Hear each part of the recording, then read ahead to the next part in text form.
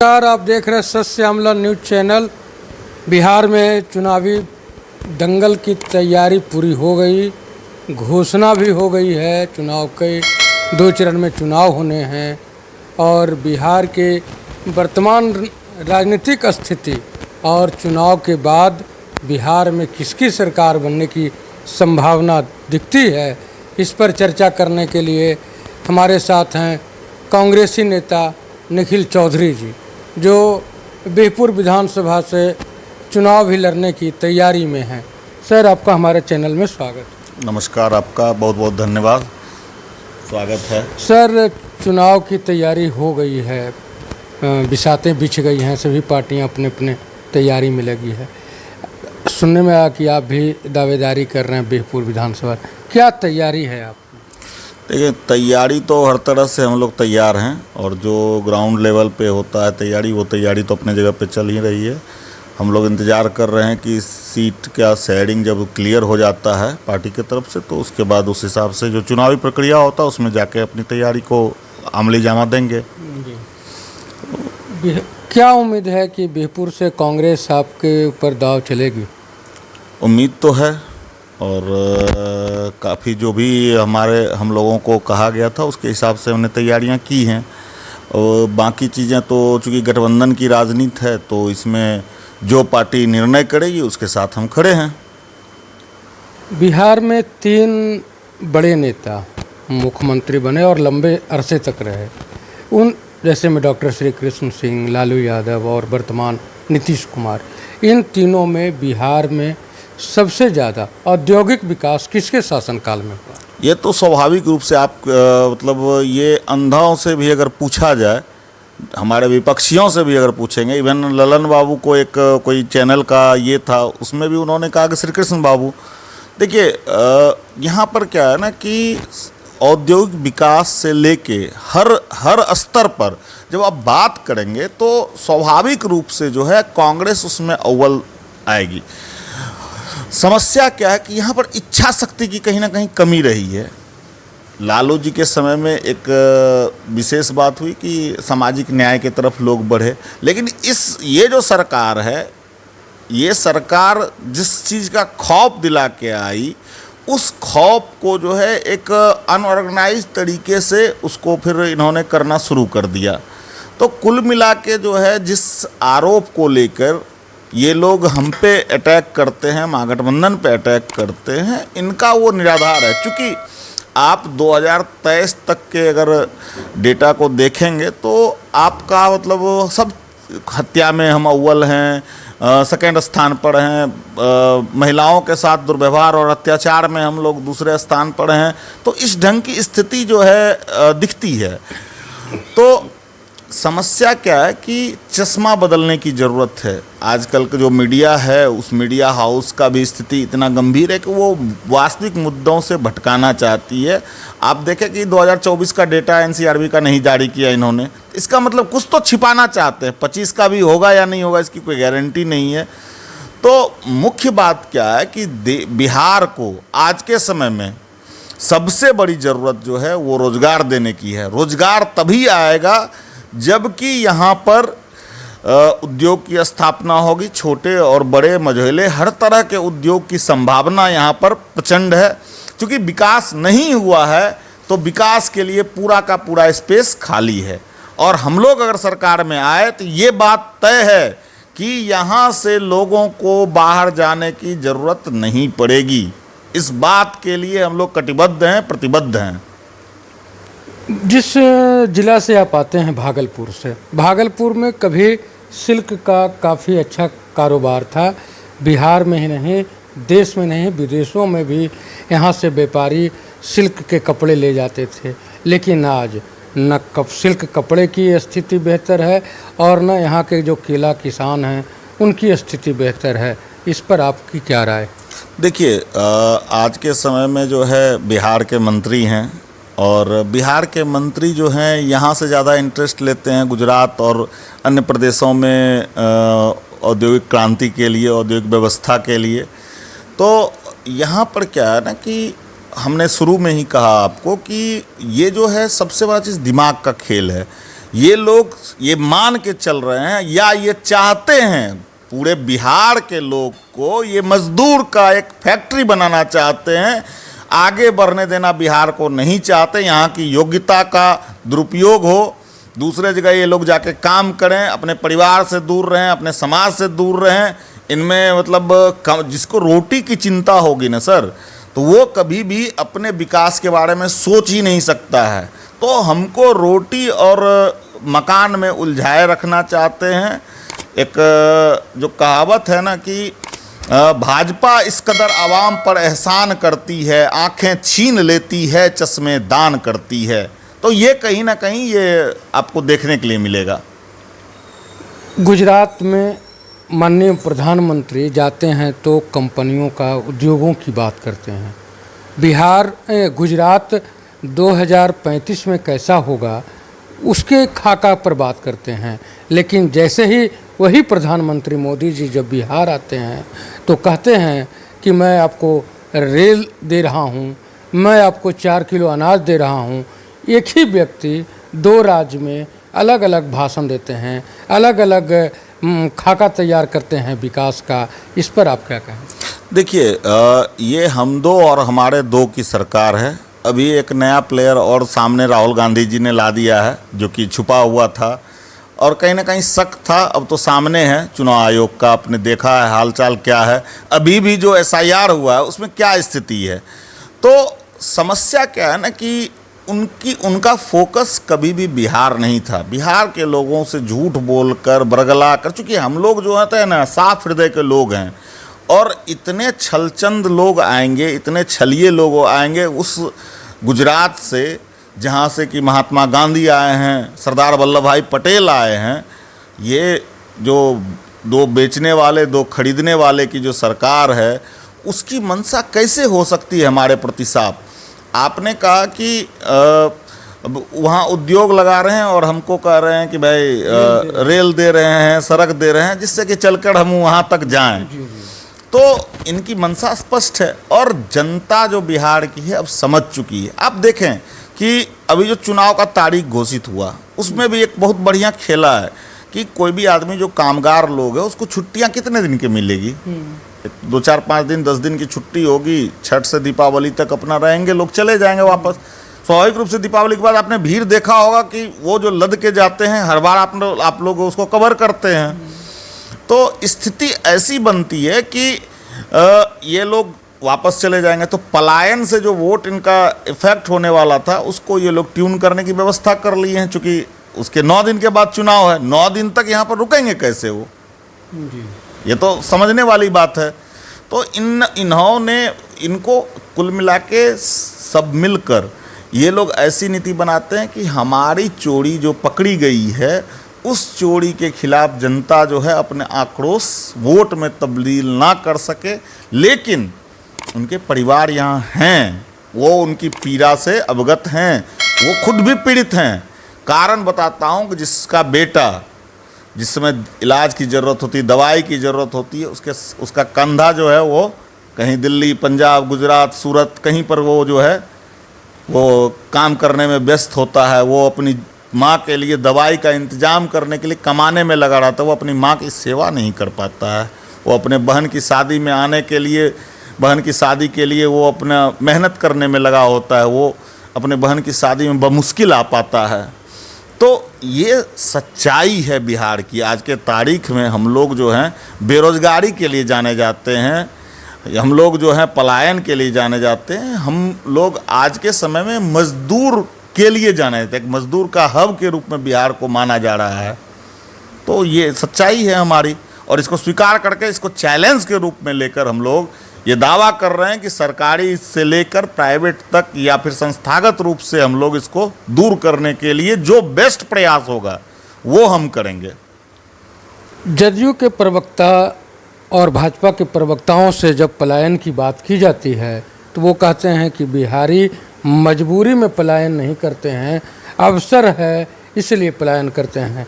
क्या बिहारी बिहार से बाहर जा कर के वहाँ 2 जून की रोटी कमाने के लिए बेइज्जत होते हैं, जलील होते हैं, इससे वो खुश हैं जो उनको अवसर मिलता है? ये लोग आपदा में अवसर वाले लोग हैं।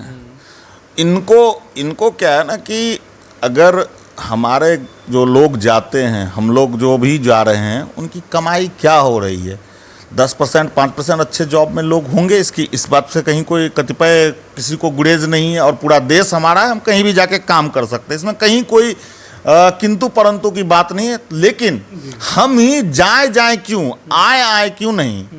लोग हमारे यहाँ भी आते काम करने के लिए। हमारे यहाँ कौन आते हैं? बड़े ठेकेदार आते हैं काम करने के लिए गुजरात से, सारे ठेके उनको दे देते हैं आप। लेकिन क्या वही पलायन, जो पलायन हमारे यहाँ अगर रोजगार होता 300 500 400 200 का, जो हम लोग पकौड़ा उद्योग वाले, तो ये प्रधानमंत्री हमारे तो ऐसे हैं जिन्होंने पकौड़ा को भी उद्योग बना दिया था। जो कंपनियों के आगे पकौड़ा बेचते हैं वो भी रोजगार उनको मान लिया गया था। तो चीज़ें ये है कि आप नाच ना जाने आंगन टेढ़ा, तो इनको रोजगार से कोई लेना देना नहीं है। इनको याद आया अभी जाके महिलाओं की याद आई, फिर भी युवाओं की याद नहीं है। देखिए दुर्भाग्य क्या है कि फिर भी युवाओं की याद नहीं आई। तो 10,000 रुपया रोजगार देने के लिए महिलाओं को आपने दिया, बहुत अच्छी बात है। 10,000 रुपये में कौन सा रोजगार होता है? फिर वही पकौड़ा उद्योग करवाएंगे उनसे, कौन सा उद्योग होगा? आप 10,000 रुपये में अगर आप छोटा सा भी दुकान लगाते हैं, एक ठेला भी खरीदने जाएंगे, 10,000 रुपये में शायद ठेला भी अब नहीं आता है, उसे ज़्यादा दाम लगता है। साइकिल का दाम हो गया 5-6 हज़ार रुपये से कम में साइकिल नहीं मिलता है। तो सवाल ये है कि इनकी मंशा कितनी दूषित है, इस बात से भी स्पष्ट होता है कि ये वोट खरीदने के लिए सीधी सीधी कोशिश कर रहे हैं। और ये बिहार की जनता जो कि त्रस्त है इनसे, अब आप सोचिए कि सड़क पे गोलियां चलती हैं और बड़े बड़े जो उद्योगपति हैं उनको ही मार दिया, आम जनता को कुचला जाता तो न्यूज़ में भी नहीं आता होगा।